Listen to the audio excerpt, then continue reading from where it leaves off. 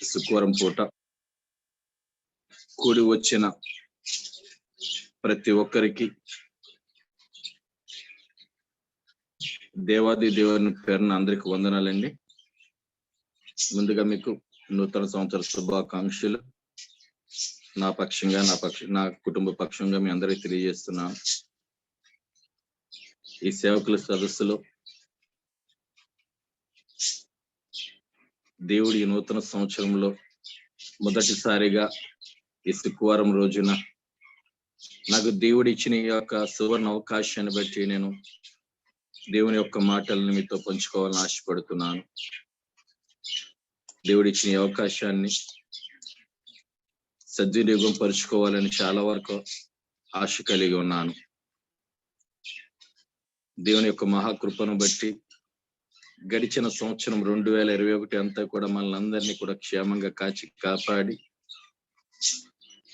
ఒక నూతన సంవత్సరంలోకి మనకి ప్రతి ఒక్కరికి కూడా అడుగు పెడతానికి ఇచ్చిన ఈ యొక్క గొప్ప తరుణాన్ని బట్టి కూడా దేవాది దేవునికి వందనములు తెలియజేస్తూ దేవుని వాక్యమును దేవుని యొక్క సత్యవాక్కును మీతో పంచుకోవాలని ఆశపడుతున్నాను. ఒకసారి దేవుని యొక్క జీవ గ్రంథంలోనికి 2 కొరింథీ 5వ అధ్యాయము 17వ వచనం ఒక్కసారి చూద్దామండి. కొరింథీలకు రాసిన 2 కొరింథీ 5వ అధ్యాయము 17వ వచనం.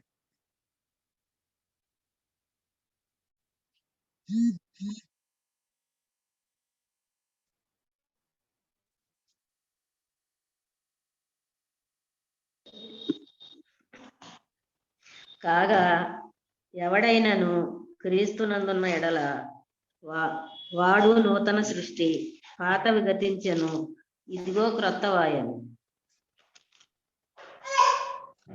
కాగా ఎవడైనను క్రీస్తు యేసునందున్న ఎడల వాడు నూతన సృష్టి, పాతవి గతించెను, ఇదిగో క్రొత్తవాయెను. ప్రార్థన చేసుకుందామని. పరలోకమందున్న మా తండ్రి యేసు స్వామి, నీ పాదంకి లెక్కలేని వేలాది వందనములు స్తోత్రములయ్యా.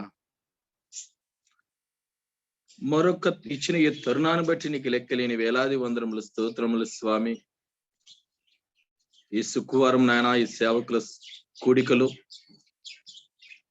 మరొక్కసారి నాయన నీ సత్య వాక్యమును తండ్రి, నీ మాటలను తండ్రి, సత్యమైనటువంటి నీ యొక్క బోధను తండ్రి నీ బిడ్డలతో పంచుకోవడానికి నాకు ఇచ్చిన గొప్ప తరుణాన్ని బట్టి నీకు స్తోత్రములయ్యా. తండ్రి ఈ యొక్క నూతన సంవత్సరంలో నాయన ప్రవేశించడానికి మాకు ఇచ్చిన నీ యొక్క ఉచిత కృపను బట్టి నీకు లెక్కలేని వేలాది వందనములు స్తోత్రములు స్వామి. దేవా నాయన తండ్రి, ఏ సంగతులు మాకు అవసరమో నా ద్వారా మీరు మాట్లాడండి అయ్యా. సర్వము ఎరిగినటువంటి సృష్టికర్త నీకు లెక్కలేని వేలాది వందనములు స్తోత్రములు స్వామి. గూఢమైన సంగతులను తండ్రి మాకు బోధించండి అయ్యా. యోగ్యత లేని వాడని తండ్రి నేను అయినప్పటికీ నన్ను అభిషేకించుకుని తండ్రి నన్ను నీ సేవకై వాడుకున్నావయ్యా, నీకు స్తోత్రమయ్యా. నీ సిలువ చాటు నన్ను మరుగుపరుచుకుని తండ్రి నా ద్వారా మీరు మాట్లాడమని బ్రతిమాలుకొనిచున్నాను. కూడి వచ్చిన బిడ్డలందరిని బట్టి నీకు స్తోత్రమయ్యా. ఈ సమయానికి మాకు నాయన తండ్రి ఎటువంటి ఆహారము నాయన మాకు కావాలో దయచేసి మాకు అందించండి అయ్యా. వచ్చిన ప్రతి బిడ్డను కూడా మీరు దీవించండి, ఆశీర్వదించండి, వారి ఆశను తృప్తిపరచండి అయ్యా. వారి కోరికలను తండ్రి నెరవేర్చండి అయ్యా.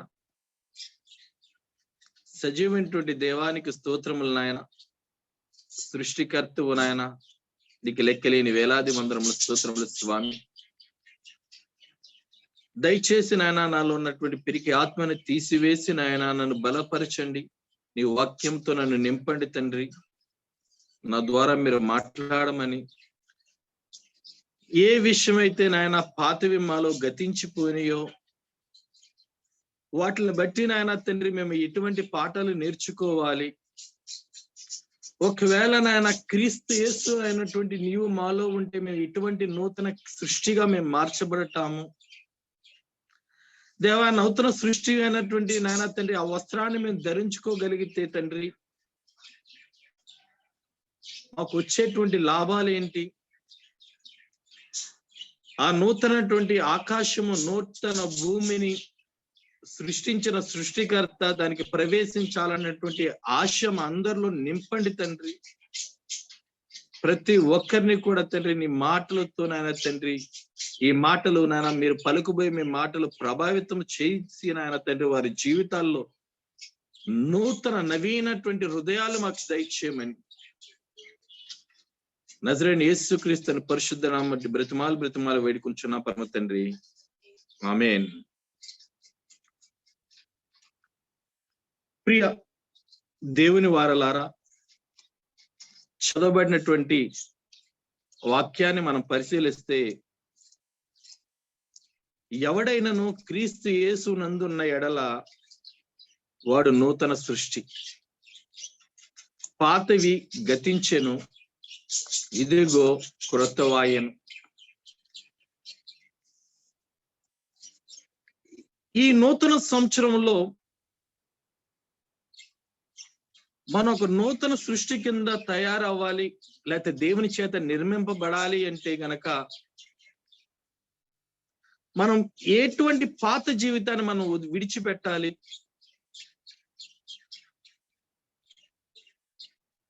దానివల్ల మన జీవితం ఏ విధంగా క్రొత్త జీవితం కింద మనం తీర్చిదిద్దేటువంటి నిర్మాత అయినటువంటి అవకాశాన్ని మన దేవుడికి ఇవ్వగలుగుతున్నాము అని ఒక్కసారి పరిశీలించుకుందాం. ప్రతి ఒక్కరు కూడా మనం ఏ కాలంలో ఉన్నప్పటికీ కూడా, మనం ఏ స్థలములో ఉన్నప్పటికీ కూడా నిమిత్తము లేని నిత్యత్వంలోనికి ప్రవేశించేటువంటి అర్హత మనం పొందుకోవాలి. ఈ యొక్క భూలోక నివాసుల కింద ఉన్నటువంటి మనందరం కూడా అటువంటి పరలోకపు నిత్యత్వంలోనికి మనం ప్రవేశించే అర్హత ఏ విధంగా పొందుకుంటాము అంటే గనక మనకున్నటువంటి పాత జీవితాన్ని మనం విడిచిపెట్టి దేవుడు ఏ విధంగా మనతో మాట్లాడి ఉన్నారో, పాత జీవించిపోయింది అని మనతో మాట్లాడి ఉన్నారు, అటువంటి జీవితాన్ని మన జీవితాల్లోంచి చెరిపివేయబడాలి. ఎప్పుడైతే మన పాత జీవితం అనేది మనం చెరిపివేయబడుతుందో మన ఒక నూతన సృష్టి కిందన మనం దేవుడు మనల్ని కంపల్సరీగా నిర్మిస్తాడు. మనల్ని హీఈస్ ఎ గుడ్ క్రియేటర్. ఆ సృష్టికర్త మనల్ని ఎప్పుడైతే నూతన సృష్టి కింద క్రియేట్ చేశాడో దాని వల్ల మనం పొందుకునేటువంటి లాభాలు ఏంటి అన్నది ఒక్కసారి మీ అందరితో మాట్లాడాలని ఆశపడుతున్నాను. దేవుడు నాకు ఇచ్చినటువంటి ఆ మహాకృపను బట్టి ఈ నూతన సంవత్సరంలో మనం ఏ విధంగా నూతన సృష్టి కింద తీర్చిదిద్దాలో, మన జీవితాన్ని ఏ విధంగా మనం రూపాంతరం చెందాలో అన్ని కూడా మీతో మాట్లాడాలి అని చెప్పి ఆశపడుతున్నాను దేవుడిచ్చిన మహాకృపను బట్టి. ఒక్కసారి గనక యెషయా 43:18-19 గనక మనం ఒక్కసారి జ్ఞాపకం చేసుకుంటే దేవుడు అంటున్న మాట, మన పాత మునుపట్టు వాటిని ఎప్పుడు కూడా జ్ఞాపకం చేసుకోవద్దు అంటున్నాడు. అసలు ఏమి జ్ఞాపకం చేసుకోవద్దు అంటున్నాడు? ఒకవేళ మన నూతన సంవత్సరంలోకి ప్రవేశిస్తున్నట్టయితే మన జీవితాల నుంచి మనం ఏం విడిచిపెట్టాలి? అయితే ఆ ఏమి మనం విడిచిపెట్టేస్తే గనక ఉచితంగా నూతన సంవత్సరాన్ని మనం ఏ విధంగా సద్వినియోగం చేసుకుంటాము? ఒక్కసారి ఆలోచించమని కోరుతున్నాను ప్రియ దేవుని వారలారా. ఇప్పుడు వచ్చినటువంటి సేవకులందరినీ కూడా ఒక్కసారి మీ మనసులో మీరు ప్రశ్న వేసుకోవాలి. మన గతించిన ఒక సంవత్సరము 2021లో దేవుని యొక్క కార్యక్రమాలని మనం ఏ విధంగా నెరవేర్చగలిగాము? ఒకవేళ మన పాత జీవితంలో దేవునికి అసహ్యమైన క్రియలు మనం ఏమైనా చేసి ఉన్నామా? దేవుని యొక్క మాటను తండ్రి మనం ఎక్కడైనా సరే నిర్లక్ష్య పెట్టి ఉన్నామా? ఆయన మీద ఆయాసపడ్డామా? అయితే చేయకూడని పనులు ఏమి చేశాము? ఒకవేళ దేవాది దేవుడు మనకు కొలస్సి 3వ అధ్యాయము 5-10 వచనాలు కనుక మనం చూస్తే, దేవాది దేవుడు మనం ఏం చేయకూడదు అన్నది కొన్ని విషయాలు మనతో మాట్లాడుతున్నాడు. ఇక్కడ కొలస్సి గ్రంథము 3వ అధ్యాయము 5-10 వరకు మనం చూసుకుంటే కొన్ని మాటలు మనతో దేవుడు మాట్లాడుతున్న మాటలు మనకు చాలా ఎక్కువగా కనిపిస్తూ ఉంటాయి. అయితే మనం ఆ పాపపు జీవితం అనేది మనం ఎటువంటి జీవితాలు ఎలా కలిగి ఉంటాము, అయితే ఆ లక్షణాలు ఏంటి, వాటిని ఏమి విడిచిపెట్టమంటున్నాడు దేవుడు అని మన పరిశీలన చేస్తే ఒక్కసారి ఆలోచించమని కోరుతున్నాను. నా ప్రియ దేవుని వారలారా, దేవుని బిడ్డలారా, ఒకవేళ మన దేవుడు చెప్తున్నటువంటి ఉండకూడనటువంటి లక్షణాలు మనలో ఏమైనా కలిగి ఉన్నామా లేదా అని ఒక్కసారి ప్రశ్నించుకోమని అడుగుతున్నారు. ఒక్కసారి 5-10 వరకు మనం చూస్తే గనక, మీరు ఫస్ట్ గా విడిచిపెట్టాల్సింది కోపము, ఆగ్రహము, దుష్టత్వము, దూషణ, మీ నోటి నుంచి వచ్చే బూతులు అన్నిటిని కూడా దేవుడు మనల్ని విసర్జించమంటున్నాడు. అదే కదా మన పాత జీవితాన్ని గతించిపోయింది అని చెప్తున్నాడు. ఒకవేళ ఆ గతించిపోయినటువంటి ఆ పాత జీవితంలో ఉన్నటువంటి క్రియలు ఏదన్నా మనం కలిగి ఉన్నామా, ఇంకా మనలో కోపము గాని, ఆయాసము గాని, ఆవేశము గాని, బూతులు మాట్లాడే స్వభావం గాని, లేకపోతే దూషణ గాని, దుష్టత్వము గాని, ఇలాంటి ఇంకా మనలో ఉంటే ఇప్పుడే ఒక్కసారి మనం వాటిని విసర్జించేద్దాం. పాతవి మనలోంచి గతించిపోవాలి. అప్పుడు ఎప్పుడైతే మనలో పాతవి గతించిపోయిందో మనందరం కూడా నూతన సృష్టి కింద దేవుని చేత నిర్మింపబడతాము. అప్పుడు దేవుని కలిగి ఉన్న వారమై ఉంటాము. డెఫినెట్ గా ఆ టైంలో మనం ఒక నూతన సృష్టి. కాబట్టి నా ప్రియ తోటి సహవాసులారా, ఈ దినమునే ఆ పాత జీవితాన్ని మనం విడిచిపెడదామా? ఒక్కసారి ఆలోచించమని కోరుతున్నాను తోటి సేవకులందరినీ కూడా యేసుక్రీస్తు నామములో. అదే విధముగా మనం ఒక్కసారి గనక పరిశీలన చేస్తే, దేవుడు యెషయా 43:18-19 దేవుడు అంటున్న ఒక మాట, మునుపటి వాటిని జ్ఞాపకం చేసుకొనకుడి అంటున్నాడు. ఒకవేళ ఈ యొక్క విసర్జించవలసినటువంటి ఏ విషయాలైనా సరే మనం విసర్జించకుండా ఇంకా మనలో దాచిపెట్టుకుని ఉంటే వాటిని మనం ఇప్పుడే విసర్జించమంటున్నాడు దేవుడు. ఒకవేళ విసర్జించినటువంటి జీవితం కలిగి ఉంటే వాటి జీవితాన్ని ఇంకా ఎప్పటికీ నువ్వు జ్ఞాపకం చేసుకోవద్దంటున్నాడు. ఎప్పుడు జ్ఞాపకం చేసుకోవాలంటే, నువ్వు దేవునికి ఒక సాక్షి కింద నిలబడి నా పాత జీవితం ఇది, ఇప్పుడు నూతన సృష్టి కింద నన్ను కలిగజేసి ఉన్నాడు అన్నప్పుడు నువ్వు ఎప్పుడైతే దేవునికి సాక్ష్యం కింద నువ్వు చెప్తున్నావో ఆ టైంలో నీకు జ్ఞాపకం చేసుకోవాలంట. ఇంకా ఎప్పుడు కూడా నువ్వు జ్ఞాపకం చేసుకోకూడదు. దేవుడు అంటున్న మాట, మునుపటి వాటిని జ్ఞాపకం చేసుకోనుకుడి. అలాగే పూర్వ సంగతులను కూడా మీరు తలంచుకోవద్దంటున్నాడు. మునుపటి విని జ్ఞాపకం చేసుకోవద్దు అన్నాడు. పూర్వ సంగతులు ఏది కూడా జ్ఞాపకం చేసుకో. ఇంకా నువ్వు పాత జీవితం ఏదైతే నువ్వు విసర్జించిన జీవితం ఏదైనాయో ఏది కూడా నువ్వు జ్ఞాపకం చేసుకోవడానికి వీల్లేదు. ఎందుకంటే ఇప్పుడు నువ్వు యేసుక్రీస్తు కలిగి ఉన్నటువంటి బిడ్డవు. నువ్వు అంటే నువ్వు ఒక నూతన సృష్టి కింద కలిగి ఉన్నటువంటి బిడ్డవు. కాబట్టి పాత జీవితం, దేవుడు అంటున్న మాట, ఎవడైనా నువ్వు క్రీస్తు యేసు కలిగి ఉన్న ఎడల వాడు నూతన సృష్టి, పాతవి గతించెను, ఇదిగో నువ్వు నూతన సృష్టి, క్రొత్తగా నువ్వు తయారైపోయిన వ్యక్తివి. దేవుడు అంటున్నాను, కొత్త వ్యక్తివి నువ్వు. ఇప్పుడు నాతో మాట్లాడుతున్నాడు, నువ్వు ఇంతకు ముందు ఉన్నటువంటి వ్యక్తివి కాదు, ఇప్పుడు నా ప్రియ కుమారుడు అని కూడా దేవుడు మాట్లాడుతున్నాడు. ఈ విధంగానే మీ అందరితో కూడా మాట్లాడాలని ఆశపడుతున్నాడు నా ప్రియ బిడ్డలారా. అయితే దేవుడు ఇంకా కొంచెం కిందకి వెళితే దేవుడు మనతో మాట్లాడుతున్న మాట, నేను ఒక నూతన క్రియను చేయబోతున్నాను అంటున్నాడు. ఒక నూతన క్రియను చేస్తాడంట. ఎప్పుడైతే గనక మన పాత జీవితాన్ని గనక మనం తలంచుకోకుండా ఉండి, మన పూర్వపు సంగతులను గనక మనం తలంచుకోకుండా, పూర్వపు జ్ఞాపకాలను గనక మనం నెమరు వేసుకోకుండా ఉండుంటే, దేవుడు మనకి ఇస్తున్నటువంటి ఒక తెలుసా, నూతన క్రియ చేస్తున్నాడు మన జీవితంలో. దేవుడు చేస్తున్న కార్యక్రమం ఒక నూతన క్రియ. ఆ నూతన క్రియ ఏంటని ఒకసారి చేయి ఉన్నాడని చెప్పి చూస్తే గనక ఒక్కసారి దేవుడు దానికి కొంచెం ముందుకెళ్తే ఎక్స్ట్రా గా ఒక మాట మాట్లాడుతున్నాడు. ఇదిగో నేను ఒక నూతన క్రియ చేయబోతున్నాను, ఇప్పుడే అది మొలుచును. ఆ మొలిచిన దాని గురించి, ఆ నూతన గురించి మీరు ఎప్పుడన్నా ఆలోచించారా అంటున్నాడు. ఎప్పుడన్నా ఒకసారి ఆలోచించాము? ఒక్కసారి మనందరం కూడా ప్రశ్నించుకోవాల్సిన అవకాశం చాలా ఉన్నది. ఏంటి నూతన క్రియ ఏంటి? అయితే ఆ నూతనంగా మొలుచుచున్నటువంటి ప్రపంచం ఏమిటి? దాని గురించి ఎప్పుడన్నా ఆలోచించారా అని అడుగుతున్నాడు. అయితే ఒకసారి ఇశ్రాయేలీయులను గనక మనం చూస్తే ఐగుప్తు నుంచి తోడుకున్నొచ్చినప్పుడు ఆయన అంటున్న మాట, అరణ్యంలో కూడా త్రోవ కలుగు చేసిన వాడు నేనే. ఇశ్రాయేలు ఎంతో సనుగుకున్నారు దేవుని గురించి. మధ్యకి వారు వెళ్తున్నప్పుడు ఒక ఎర్ర సముద్రమే వాడికి అడ్డుగా వచ్చినది.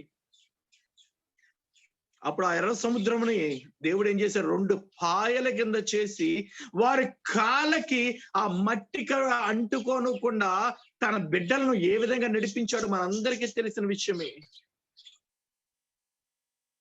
సో దేవుడు ఇక్కడ అంటున్నాడు, అరణ్యంలోని త్రోవ కలుగు చేసిన వాడు నేనే సృష్టికర్తను, నేనే యెహోవాను.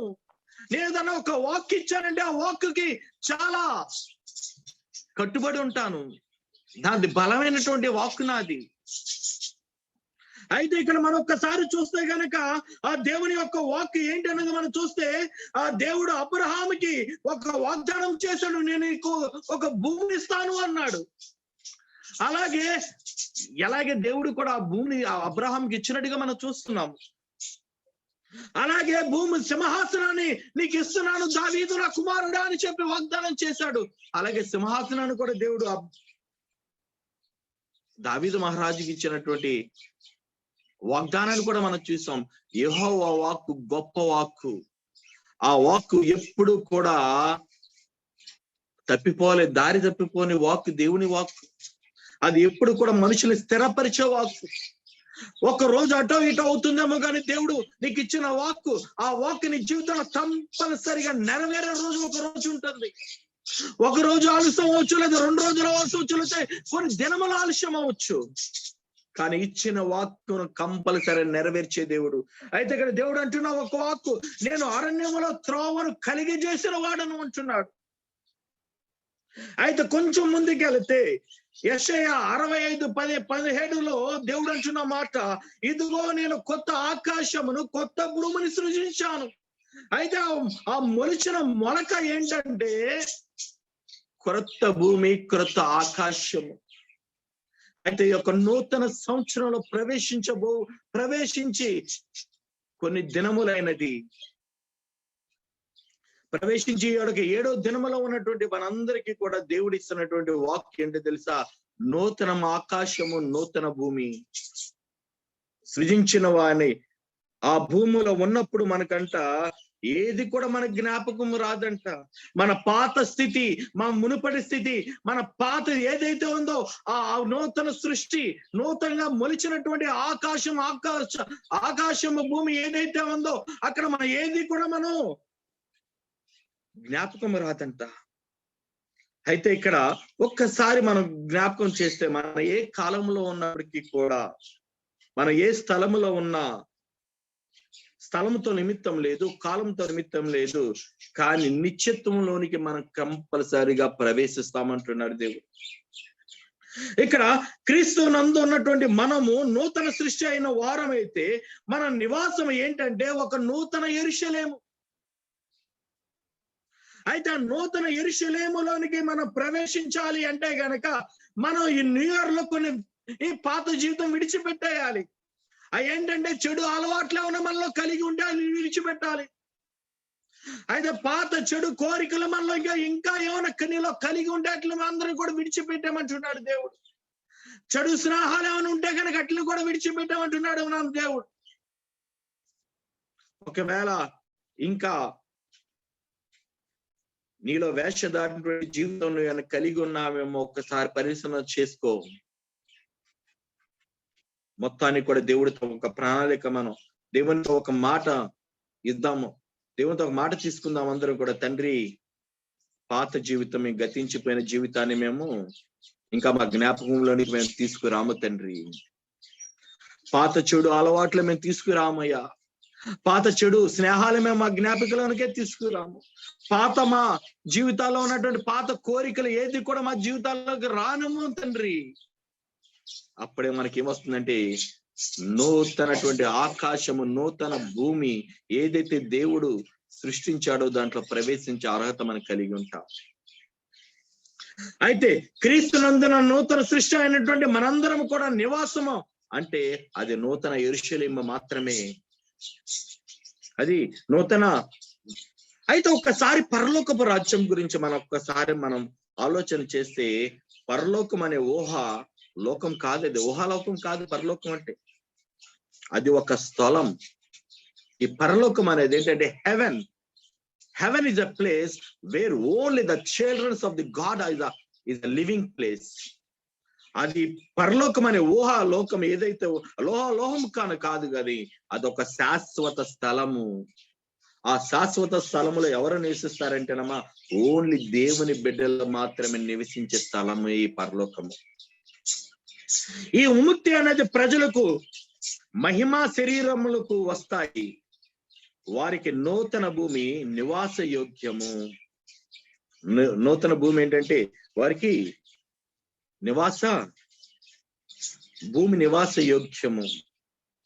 ఈ ప్రపంచంలో మనం చూస్తే గనక పాపం ఆ ప్రపంచం ఏదైతే ఉన్నదో, నూతన భూమి, నూతన ఆకాశము, నూతన సృష్టి ఏదైతే ఉన్నదో అక్కడ మనకి ఆ ప్రపంచంలో పాపం అనేది ఉండదు.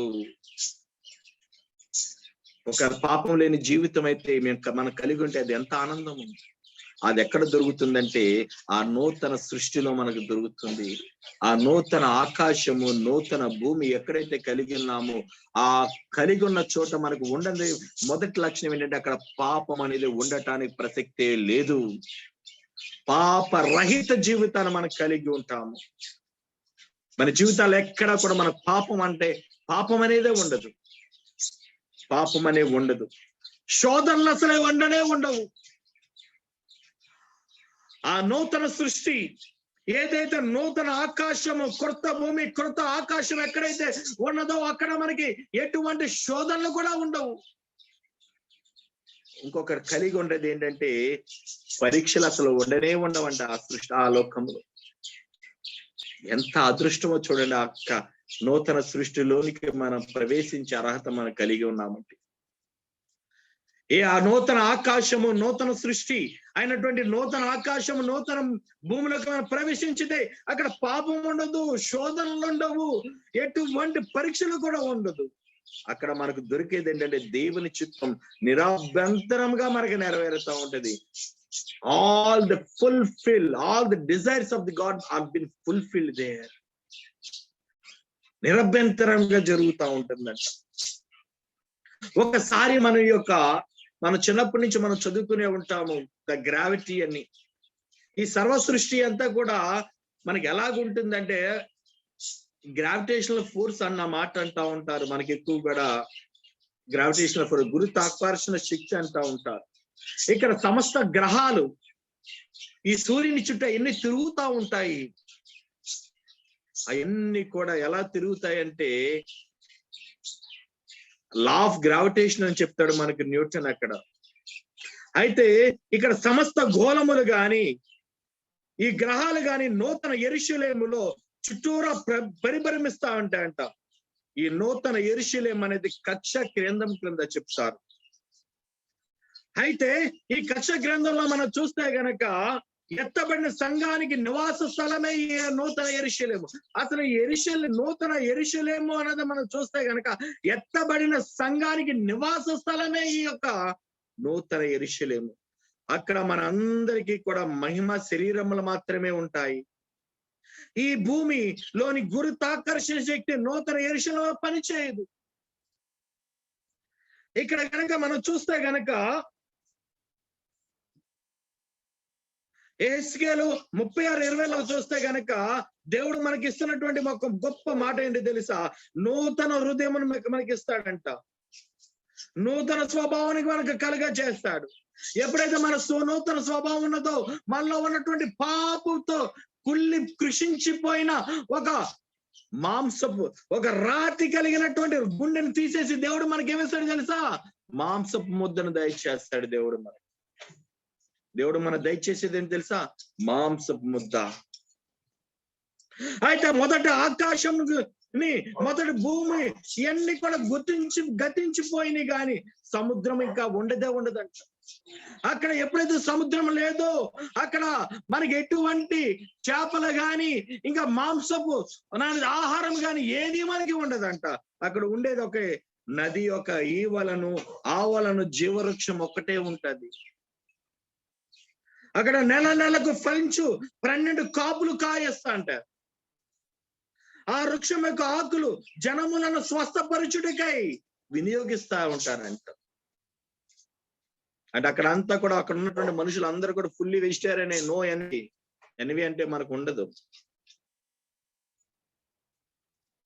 అయితే ఫస్ట్ గనక మనం చూస్తే మన యాన్సిస్టర్స్ ఆదాము అవ్వలను గనక చూస్తే అక్కడ కూడా వారు అంతా కూడా శాకాహారులైనటువంటి జీవితాన్ని కలిగి ఉన్నారు అని చెప్పి మనం చెప్పొచ్చు. అలాగే మనం ఒకసారి కనుక ఇంకా ఎక్కువగా పరిశీలన చేస్తే గనక ఒక్కసారి అక్కడ నదులే లేవు, సముద్రము లేదు, ఏమీ లేవంటే సూర్యుడు కూడా ఉండకపోయి ఉండొచ్చు. ఒకవేళ సూర్యుడు లేకపోతే అక్కడ అంతా కూడా వెలుతురు లేక చీకటిమయమైపోయి ఉండొచ్చేమో ఒక్కసారి. అయితే అక్కడ మనకి సూర్యుడు లేకపోయినా యేసుక్రీస్తు ఒక వెలుగైన ఈ లోకానికి వెలుగు కింద వచ్చినటువంటి యేసుక్రీస్తు వారు ఒకరు ఉండగా ఆయనే గొప్ప వెలుగు కింద ఉంటే మనకి సూర్యుడితో పని ఏంటి? ఇంకే మిగతాటిలతో పని ఏంటి? ఇంకా మనకి దీంతో కూడా పని లేదు. అయితే ఇక్కడ దేవుడు అంటున్నమాట, అంతటా నేను కొత్త ఆకాశమును కొత్త భూమిని చూచి తిని, మొదటి ఆకాశమును మొదటి భూమి గతించిపోయాను. పాత భూమి పాత ఆకాశము మొదటి ఆదాము కోసం దేవుడు సృజించినవి. కడపటి ఆదాము అయిన యేసుక్రీస్తు తన నూతన సృష్టిగా చేసిన వారి కొరకు నూతన భూమిని నూతన ఆకాశం చేశాడంట. ఈ పాత భూమి పాత ఆకాశం ఎవరి కోసం అంటే ఆదాము గారి కోసం అంటున్నాడు దేవుడు. వారి కోసం సృజించిన ఈ దాంట్లోనే మనందరం జీవిస్తున్నాము. అయితే కడపటి ఆదాము గారి గురించి అయితే ఈ నూతన సృష్టి అయినటువంటి నూతన భూమి నూతన ఆకాశము ఎవరు అంటే యేసుక్రీస్తు వారే అంటున్నాడు ఇక్కడ మనకి దేవుడు. ఆయన ఇంకా మాట్లాడుతున్న మాటలేంటి తెలుసా? ఇదిగో నేను కొత్త ఆకాశమును కొత్త భూమిని సృజించాను, మునుపటిది మరొబ్బడు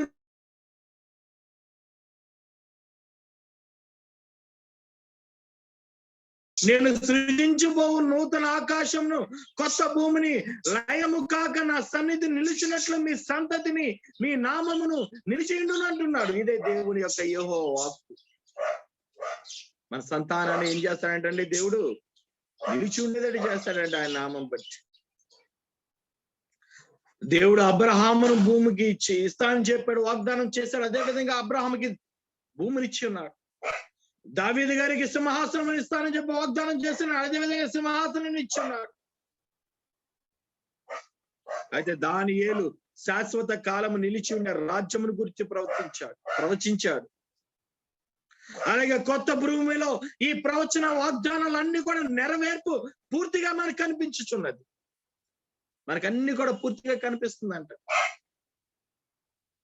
అయితే హెబ్రీ 11-16 వరకు కనుక చూస్తే కనుక వీరందరూ ఆ వాగ్దానాల ఫలము అనుభవింపకపోయినను దూరం నుంచి ఆ వాగ్దానాలు కూడా చూశారంట మన పూర్వీకులు.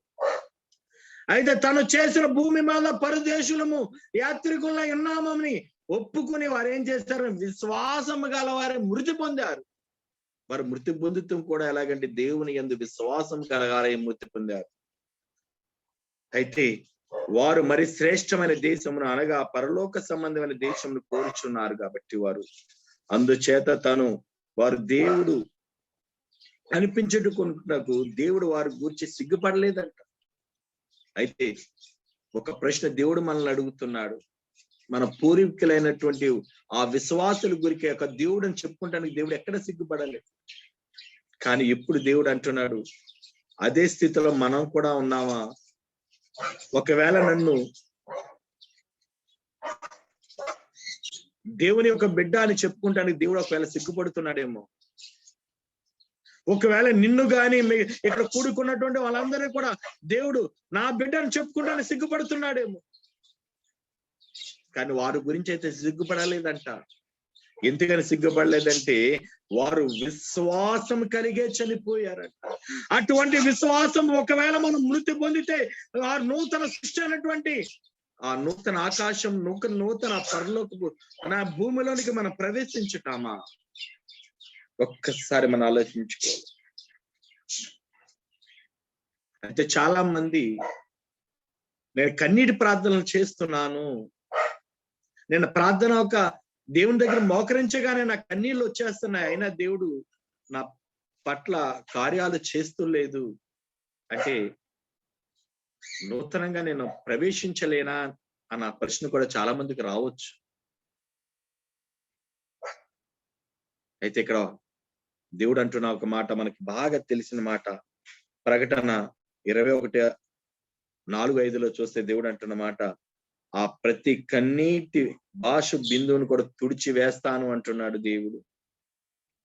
అయితే మన కన్నీటి బొట్టు ప్రతి బొట్టు కూడా ఇప్పుడు వృధా కాదు నా ప్రియ బిడ్డలారా, దేవుని బిడ్డలారా, నా తోటి సేవకులారా. ఇప్పుడు కూడా మన అవన్నీ కూడా పరలోకపు రాజ్యంలో లెక్క పెడుతూనే ఉంటాడు దేవుడు. నువ్వు కార్చిన ఏ కన్నీరు కూడా ఇప్పుడు వృధా కాదు.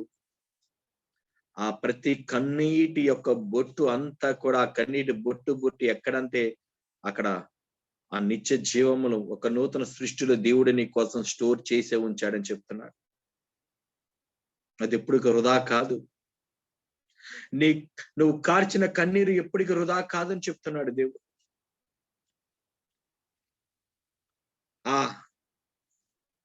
ఎంత గొప్ప దేవుడు అంటే మన దేవుడు, ఆయన నీ ప్రతి భాష బిందువును కూడా తుడిచివేసే దేవుడు అంటున్నాడు. ప్రతి దానికి కూడా ప్రతి భాష బిందువు కూడా లెక్క కట్టి అక్కడ చూస్తాడంట. నువ్వు ఎంతగా దేవుని దగ్గర అయితే నువ్వు కన్నీటి కారుస్తున్నావో దేవుడు చెప్తున్న మాట, నీ కన్నీరంతా నేను లెక్క కట్టాను, నీ కన్నీరు ఇప్పుడు ఇక్కడ తుడుస్తున్నాను, అక్కడ నేను లెక్క కడతానని చెప్తున్నాడు. ఎంత గొప్ప దేవుని కలిగి ఉన్నటువంటి మనము ఎంత అదృష్టాన్ని చేసుకుని ఉంటామో ఒక్కసారి ఆలోచించమని అడుగుతున్నాను. అయితే ఇంకొక అడ్వాంటేజ్ ఏంటంటే ఆ ఒక నూతన సృష్టిలో అక్కడ మరణం అంటే ఉండదు. మరణం అసలు ఉండదంట. అక్కడ దుఃఖమైనను ఏడుపైనను ఏదైనాను ఇక్కడ ఉండదు అంటున్నాడు.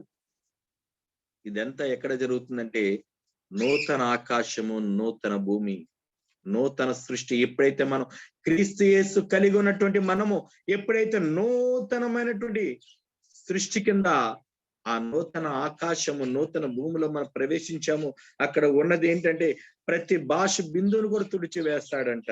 మరణం అనేదే ఉండదు, దుఃఖం అనేదే ఉండదు, ఏడుపు అనేదే ఉండదు. మొదటి సంగతులన్నీ గతించిపోతాయి. సింహాసనంలో నుండి వచ్చిన గొప్ప స్వరము మనం చెప్పుతాం, మనము వింటా ఉంటాము. అప్పుడు సింహాసనీనుడైన వాడు, ఇదిగో సమస్తమును నూతనమైనవిగా చేయుచున్నావని చెప్తున్నాడంట. ఆ పాత ఇవంతా గతించిపోయింది, మనల్ని ఎలా చేస్తాడంట, సమస్తాన్ని కూడా నూతనముగా చేస్తాడంట. మరి ఈ మాటలు మనం నమ్ముతూ వలన నిజముగా ఉన్నామా అని రాయబడి ఉన్నదని నీతోను నాతోను దేవుడు చెప్పుచున్నాడు. ఎలా అనగా ఆయన వారి కొరకు ఒక పట్టణాన్ని స్థిరపరిచాడు. ఆ పట్టణంలో ప్రవేశించే అర్హత మనం పొందుకోగలగాలి. ఆ పొందుకోగలగాలి అంటే మనం మన పాత జీవితాన్ని మనం విడిచిపెట్టాలి. ఆయన అంటున్న మాట, ఈ పాత జీవితాన్ని మనం విడిచిపెట్టేస్తే మనకి ఏంటంటే ఆ నూతన సృష్టి యొక్క లాభం ఏంటంటే నూతన మనసుని ఇస్తా అంటున్నాడు, నూతన హృదయాన్ని ఇస్తాడు మనకి. నూతన బలాన్ని దయచేస్తాడు, నూతన శాంతిని దయచేస్తాడు. అన్నిటికి మించి నూతనమైనటువంటి తన బిడ్డగా నిన్ను ఏర్పాటు చేసుకుంటాడు. కాబట్టి మనం ఇప్పుడు ఒక వాక్ తీసుకుందాం. ఈ నూతన సంవత్సరం మొదటి శుక్రవారం రోజున మన పాత జీవితాన్ని, గతించిపోయినటువంటి జీవితానికి ఎప్పుడు కూడా జ్ఞాపకం చేసుకొనక నూతన ఆకాశము, నూతన భూమిలోకి ప్రవేశించే అర్హత మనం కలిగి ఉండేటువంటి జీవితం మనం కలిగి ఉండాం. మీలో ఎక్కడైతే మనకి ఎటువంటి దుఃఖము గాని, ఎటువంటి మరణము గాని, ఎటువంటి ఏడ్పు గాని, ఎక్కడ ఏది కూడా లేకుండా సమస్తమైన నూతన క్రియగా చేయగలిగినటువంటి జీవితాన్ని మనం కలిగి ఉందాం. అటువంటి ప్రవేశ అర్హత మనం ఈ లోకంలోనే కలిగి ఉందాం. మనం ఆయన వాగ్దానం బట్టి కొత్త ఆకాశంలో కోరుకోవాలి, కొత్త భూమి కొరకు మనం కనిపెట్టాలి అంటున్నాడు. వాటి యందు నీతి నివసించునని చెప్తున్నాడు. 2 పేతురు 3:13 చెప్తున్నాడు దేవుడు. వాటికి కలిగిన లక్షణాలన్నీ కూడా మనం ఈ లోకంలో మనం కలిగి ఉందాం. ఇప్పుడు ఒక ఓత్ తీసుకుందాం అందరం కూడా. నా పాత జీవితాన్ని నేను ఎప్పుడు కూడా నేను జ్ఞాపకంలో తెచ్చుకోను. నా పాత పూర్వ సంగతులు ఏది కూడా తలంచుకోను.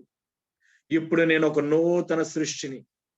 ఎప్పుడైతే నేను నూతన సృష్టి అని చెప్తున్నానో, యేసుక్రీస్తు వారు నాలో ఉన్నారు కాబట్టి నేను ఒక నూతన సృష్టిని. ఎప్పుడైతే నేను నూతన సృష్టి అని అయ్యానో, నాకు నూతన లోకపు, నూతన ఆకాశం, నూతన భూమిలో ప్రవేశించే అర్హత నాకు దేవుడు నాకు ఇచ్చాడు. అక్కడ ఎటువంటి ఏడుపులు గాని, నోరు కొరుక్కుంటాం గాని, లేకపోతే ఎటువంటి ఆయాస పడే జీవితం గాని, ఎటువంటి దుఃఖపడే జీవితం గాని, ఎక్కడ కూడా కన్నీటి జీవితం ఉండదు. ఎక్కడ కన్నీటి ఉంటే ఆయన తుడిచివేస్తాడు ఆ భాష బిందువును కూడా. అటువంటి జీవితాలు మనకు కలిగి ఉండాలి. దాన్ని ఆశతో మనం ఆక్షేపించాలి ఎప్పుడు కూడా. మీరు పరిశుద్ధమైన ప్రవర్తనతోనూ భక్తితోనూ ఎంతో జాగ్రత్త గలవారై ఉండవాలని చెప్తున్నాడు. మన 2 పేతురు 3:12 చూస్తే గనక పరిశుద్ధమైన ప్రవర్తన భక్తితోనూ ఎంతో జాగ్రత్త గలవారై ఉంటేనే మన యొక్క నూతన సృష్టి కింద కలిగి ఉండే నూతన ఆకాశాన్ని, నూతన భూమిని ప్రవేశించే అర్హత మనం కలిగి ఉంటాం. దేవుడు అంటున్న మాట, కాగా ఎవడైనను క్రీస్తు నందున ఎడల వాడు నూతన సృష్టి. ఈ రోజు మనందరం కూడా యేసుక్రీస్తు వారిని ధరింప చేసుకుని మన నూతన హృదయంలోకి ఆయన్ని ఆహ్వానిద్దామా? నూతనమైనటువంటి క్రియలు చేద్దామా? పాపరహితమైనటువంటి జీవితం ఏది దేవుడు మనల్ని విడిచిపెట్టమన్నాడో ప్రతి జీవితాన్ని కూడా మనం విడిచిపెట్టేద్దామా? ఈ నూతన సంవత్సరంలోకి మనం ఆనందంగా ప్రవేశించే ఉంటాము. అదే ఆనందాన్ని మనం దేవునికి సేవకులైనటువంటి మనందరము కూడా ఎల్లప్పుడూ అదే ఆనందాన్ని కలిగి ఉండి, అదే జీవితాన్ని, విశ్వాసమైన కలిగిన జీవితాన్ని మనం కలిగి ఉందాము.